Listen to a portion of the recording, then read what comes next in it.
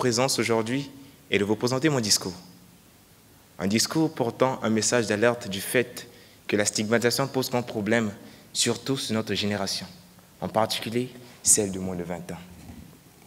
Tout d'abord, je parlerai de la stigmatisation, car elle commence d'abord avec des haines, des propos, bien des catégorisations, et ensuite, comme nous pouvons le citer, comme monsieur l'ambassadeur l'a cité, le génocide des Juifs et le génocide des Tutsis au Rwanda.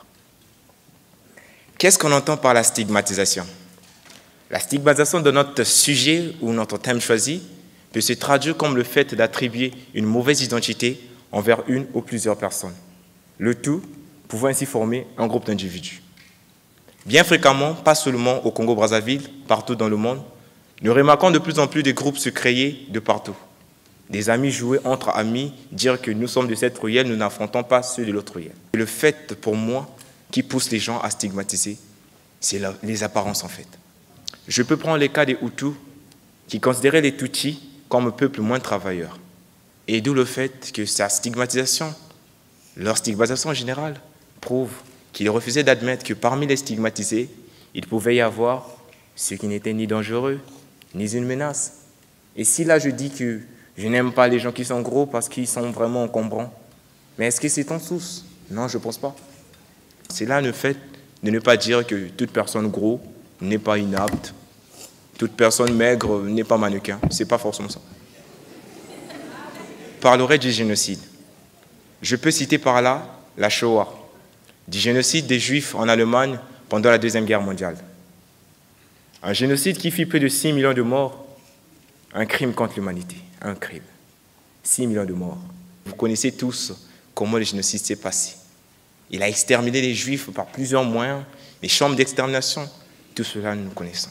D'après le journal d'André Malraux, dans son premier journal, il dit « Hitler, dans sa déclaration, dans son journal, qui plus tard serait considéré comme son livre, il déclara que pour moi, les Juifs n'ont pas le droit d'exister sur Terre.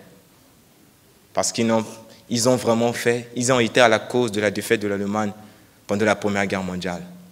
Nous voyons encore bien des années plus tard se faire rencontrer en Allemagne dont on ne pouvait plus s'attendre, qui est le génocide, refait surface. Mais cette fois-ci, au Rwanda. Un génocide qui fit près d'1 million de morts et en 100 jours.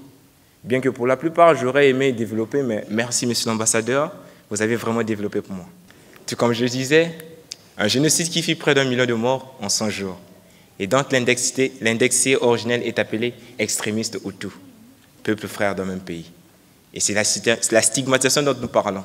Un peuple frère. Comment peut-il arriver qu'un simple frère du même pays arrive un jour à tuer son voisin, à pouvoir exterminer? On parle d'extermination et pourtant ce sont les peuples.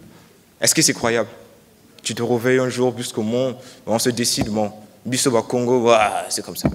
Est-ce que c'est normal? C'est pas bien, mon frère. Arrêtons de vouloir se différencier de l'autre. C'est pas bien. Et pour conclure, j'aimerais adresser un message d'alerte. Chers parents, chers frères et sœurs, arrêtons de stigmatiser. C'est pas bien.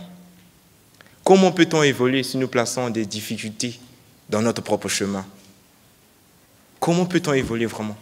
En marchant toujours qu'avec ceux qui sont nôtres. Dans la vie, tu ne peux pas marcher seulement avec ceux qui sont les tiens. Parce que les compétences, ils ne seront pas forcément là. Je peux être électricien, le maçon sera bembé. Ouais, j'en sais un peu que ça. Voilà.